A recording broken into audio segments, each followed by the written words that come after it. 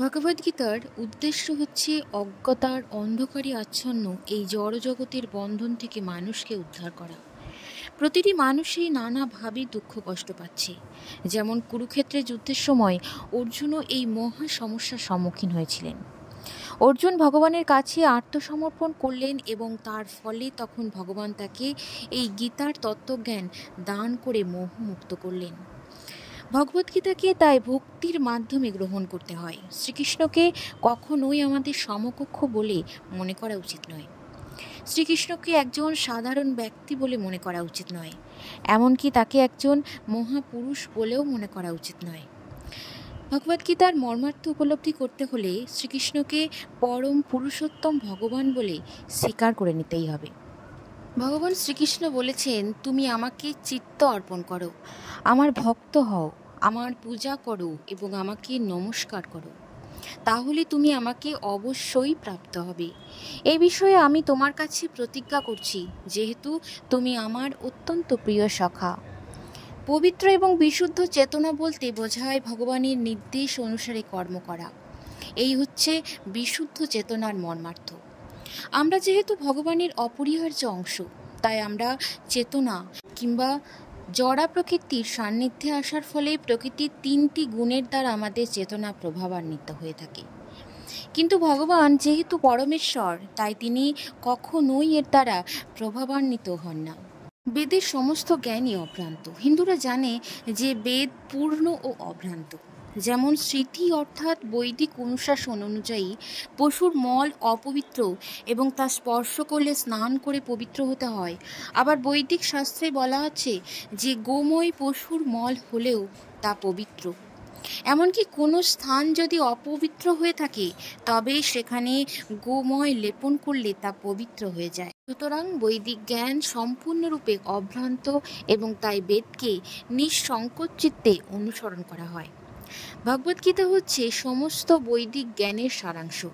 বৈদিক জ্ঞান নিয়ে গবেষণা চলে না। গবেষণা বলতে সাধারণত যা বোঝায় তা ত্রুটিপূর্ণ, কারণ ত্রুটিপূর্ণ ইন্দ্রিয়ের সাহায্যে ওইসব গবেষণা হয়ে থাকে। ত্রুটিহীন অভ্রান্ত জ্ঞান আমাদের ভগবদ্গীতা থেকে গ্রহণ করতে হবে, যার উৎস হচ্ছে স্বয়ং ভগবান, এবং যে গুরু শিষ্য পরস্পরাক্রমে সম্পূর্ণ অপরিবর্তিতভাবে প্রবাহিত হচ্ছে।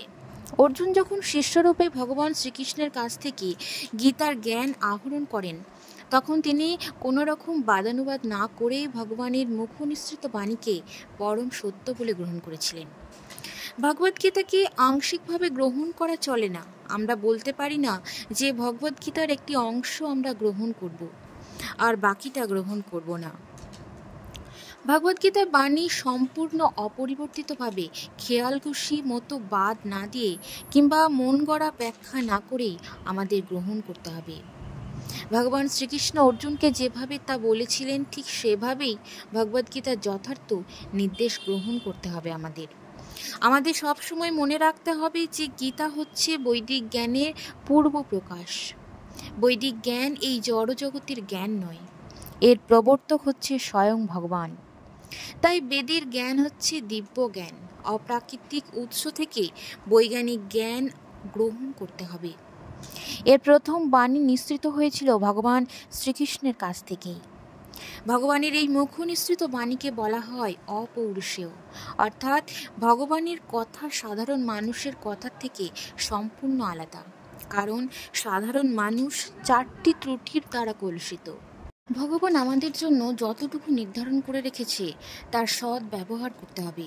তার অনেক সুন্দর সুন্দর ব্যাখ্যা এই ভগবদ্গীতাতে রয়েছে।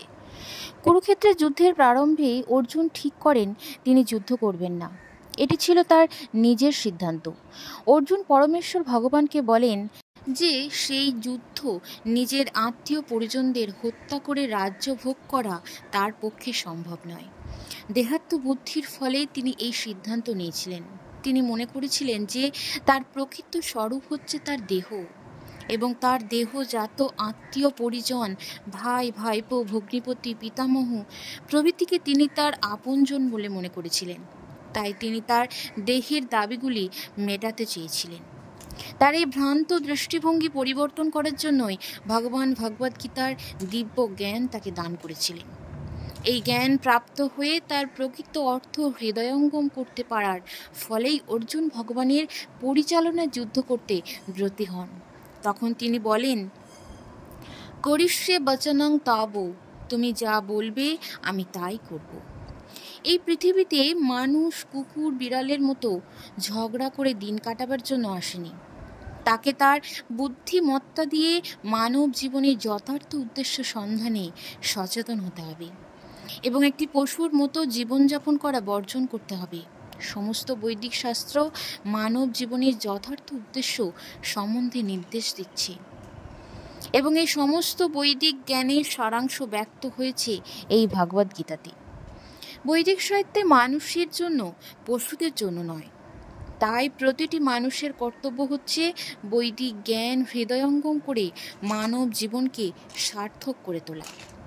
কোনো পশু যখন অন্য পশুকে হত্যা করে তাতে তার পাপ হয় না, কিন্তু মানুষ যদি তার বিকৃত রুচির তৃপ্তি সাধনের জন্য কোনো পশুকে হত্যা করে তখন সে প্রকৃতির নিয়ম ভঙ্গ করার অপরাধী হয়। ভগবদ্গীতাতে এর ব্যাখ্যা সম্পর্কে বলা হয়েছে, প্রকৃতির বিভিন্ন গুণ অনুসারে 3 রকমের কর্ম সাধিত হয়, যথা সদ্গুণের প্রভাবে কর্ম, রজগুণের প্রভাবে কর্ম এবং তমগুণের প্রভাবে কর্ম। তেমনি আহার্য বস্তু আছে 3 রকমের, সদ্গুণের আহার, রজগুণের আহার এবং তমগুণের আহার। এই সবই পরিষ্কারভাবে বর্ণনা করা হয়েছে এই ভগবদ্গীতায়। এই পরম গন্তব্যস্থলের নাম হল সনাতন ধাম। সেই নিত্য শাশ্বত অপ্রাকৃতিক জগৎই হচ্ছে আমাদের প্রকৃত আলোয়।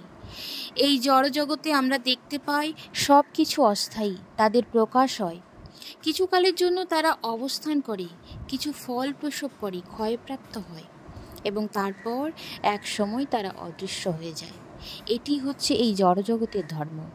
আমাদের এই দেহ অর্থাৎ এক টুকরো ফল অর্থাৎ অন্য যে কোনো কিছুই দৃষ্টান্ত আমরা দিই না কেন, এই অস্থায়ী জগতের অতীত আরও একটি জগৎ আছে যার কথা আমরা জানতে পারি বৈদিক শাস্ত্রের মাধ্যমে। সেই জগৎ হলো শাশ্বত সনাতন ধর্ম। বৈদিক শাস্ত্রের মাধ্যমে আমরা জীব শাশ্বত সনাতন। ভগবদ্গীতার 11 অধ্যায়ে বলা হয়েছে, ভগবান সনাতন এবং সনাতন ভগবানের অবিচ্ছেদ্য অংশ হওয়ার ফলে জীবাত্মাও সনাতন।